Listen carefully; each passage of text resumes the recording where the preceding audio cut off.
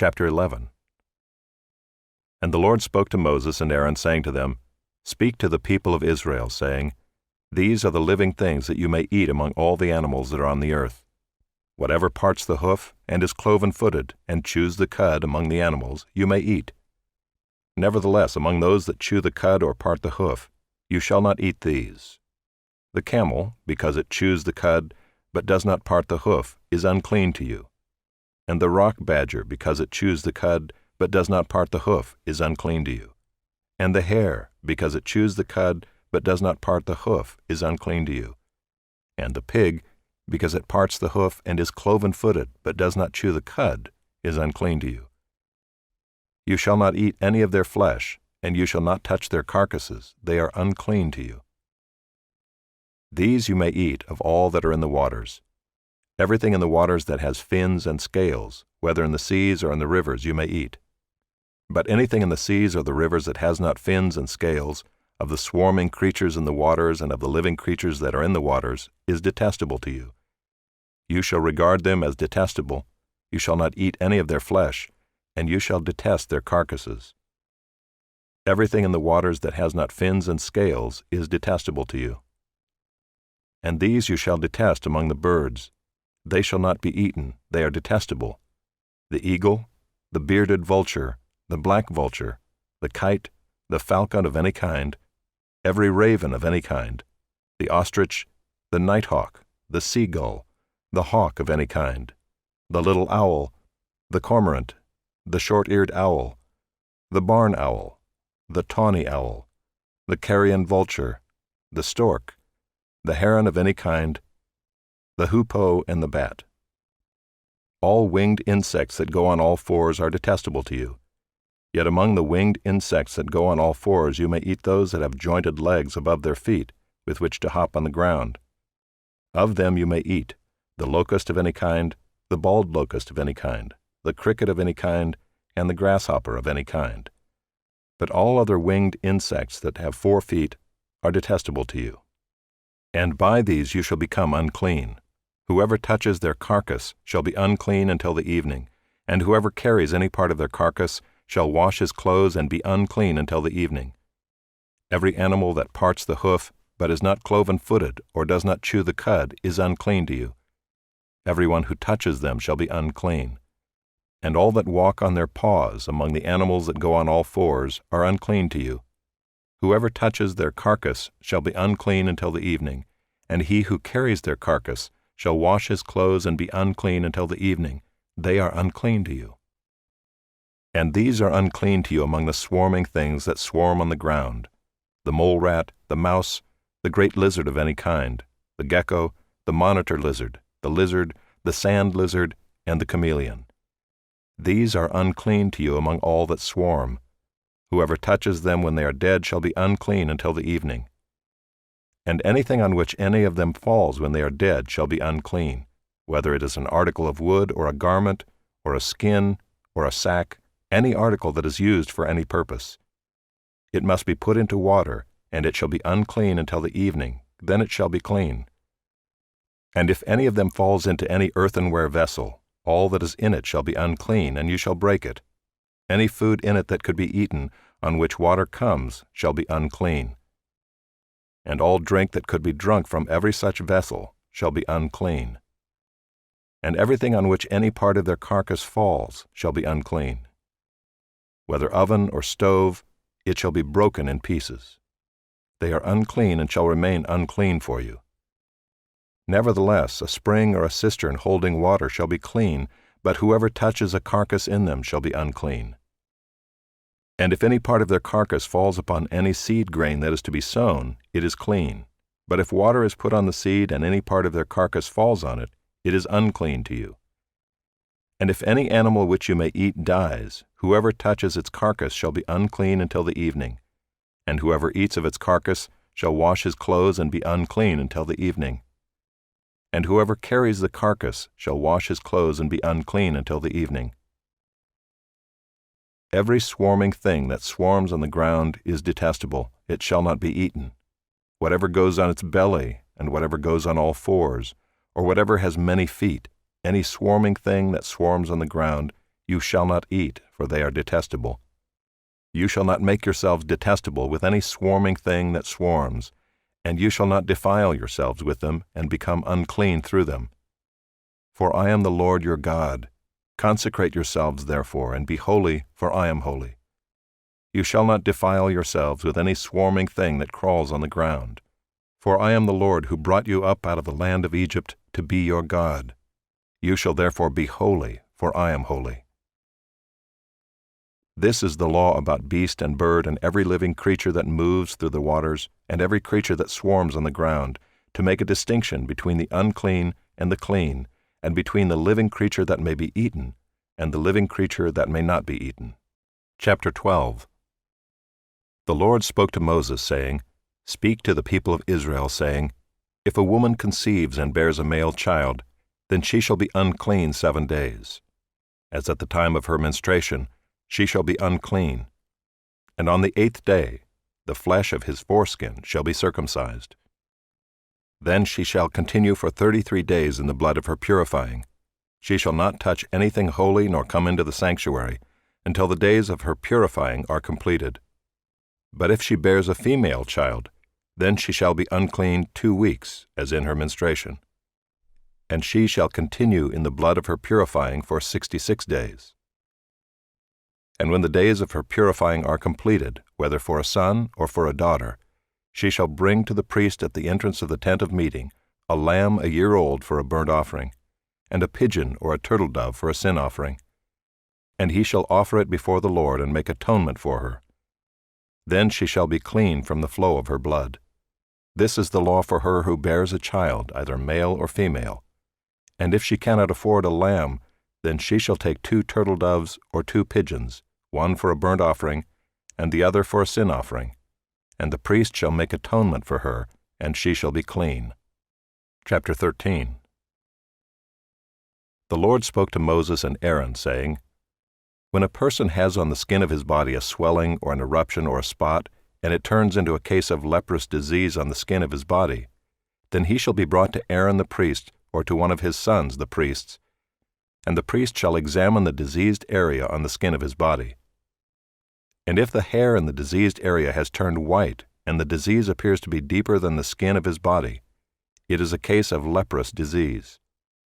When the priest has examined him, he shall pronounce him unclean. But if the spot is white in the skin of his body and appears no deeper than the skin, and the hair in it has not turned white, the priest shall shut up the diseased person for 7 days. And the priest shall examine him on the 7th day, and if in his eyes the disease is checked, and the disease has not spread in the skin, then the priest shall shut him up for another 7 days. And the priest shall examine him again on the 7th day, and if the diseased area has faded and the disease has not spread in the skin, then the priest shall pronounce him clean. It is only an eruption. And he shall wash his clothes and be clean. But if the eruption spreads in the skin, after he has shown himself to the priest for his cleansing, he shall appear again before the priest. And the priest shall look, and if the eruption has spread in the skin, then the priest shall pronounce him unclean. It is a leprous disease. When a man is afflicted with a leprous disease, he shall be brought to the priest, and the priest shall look. And if there is a white swelling in the skin that has turned the hair white, and there is raw flesh in the swelling, it is a chronic leprous disease in the skin of his body, and the priest shall pronounce him unclean. He shall not shut him up, for he is unclean. And if the leprous disease breaks out in the skin, so that the leprous disease covers all the skin of the diseased person from head to foot, so far as the priest can see, then the priest shall look, and if the leprous disease has covered all his body, he shall pronounce him clean of the disease. It has all turned white, and he is clean. But when raw flesh appears on him, he shall be unclean. And the priest shall examine the raw flesh and pronounce him unclean. Raw flesh is unclean, for it is a leprous disease. But if the raw flesh recovers and turns white again, then he shall come to the priest, and the priest shall examine him. And if the disease has turned white, then the priest shall pronounce the diseased person clean. He is clean. If there is in the skin of one's body a boil and it heals, and in the place of the boil there comes a white swelling or a reddish white spot, then it shall be shown to the priest. And the priest shall look, and if it appears deeper than the skin, and its hair has turned white, then the priest shall pronounce him unclean. It is a case of leprous disease that is broken out in the boil. But if the priest examines it, and there is no white hair in it, and it is not deeper than the skin, but is faded, then the priest shall shut him up 7 days. And if it spreads in the skin, then the priest shall pronounce him unclean. It is a disease. But if the spot remains in one place and does not spread, it is the scar of the boil, and the priest shall pronounce him clean. Or when the body has a burn on its skin, and the raw flesh of the burn becomes a spot, reddish-white or white, the priest shall examine it, and if the hair in the spot has turned white, and it appears deeper than the skin, then it is a leprous disease. It has broken out in the burn, and the priest shall pronounce him unclean. It is a case of leprous disease.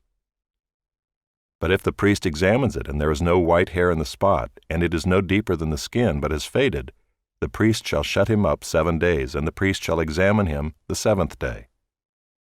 If it is spreading in the skin, then the priest shall pronounce him unclean. It is a case of leprous disease.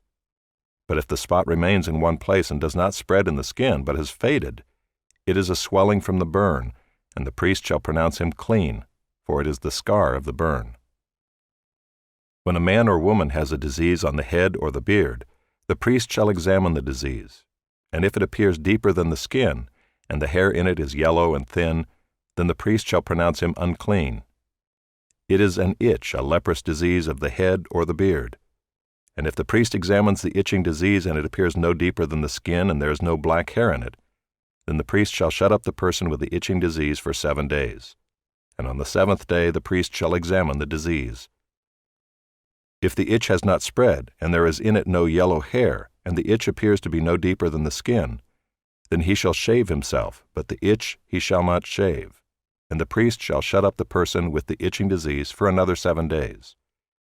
And on the 7th day the priest shall examine the itch, and if the itch has not spread in the skin, and it appears to be no deeper than the skin, then the priest shall pronounce him clean, and he shall wash his clothes and be clean.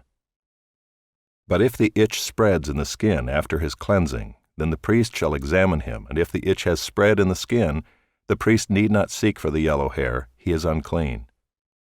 But if in his eyes the itch is unchanged, and black hair has grown in it, the itch is healed, and he is clean, and the priest shall pronounce him clean.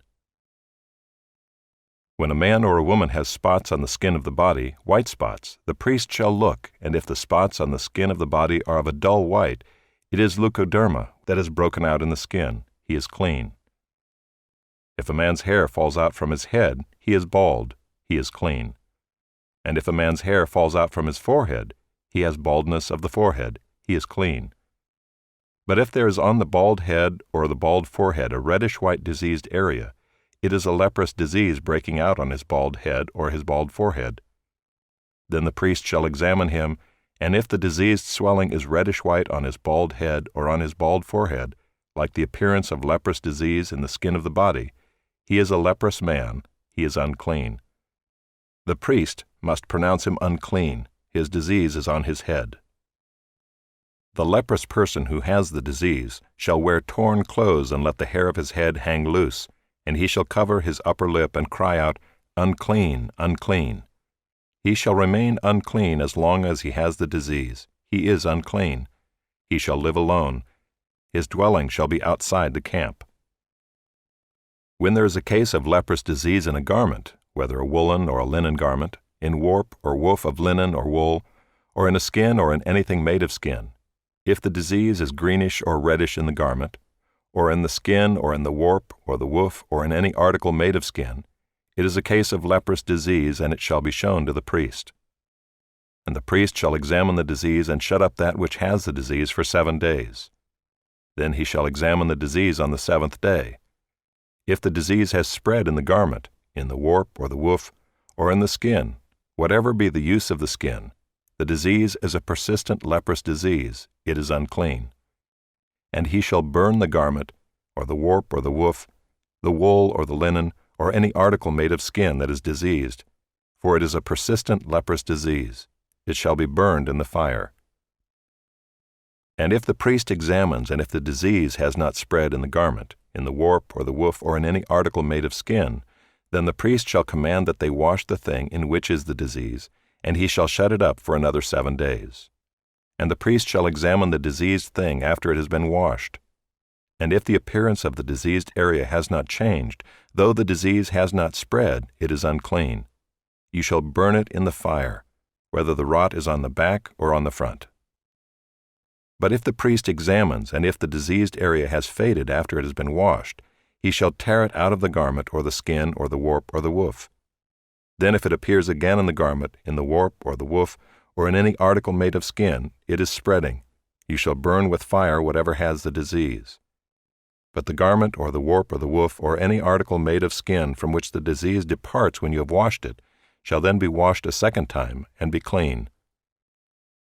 This is the law for a case of leprous disease in a garment of wool or linen, either in the warp or the woof or in any article made of skin, to determine whether it is clean or unclean.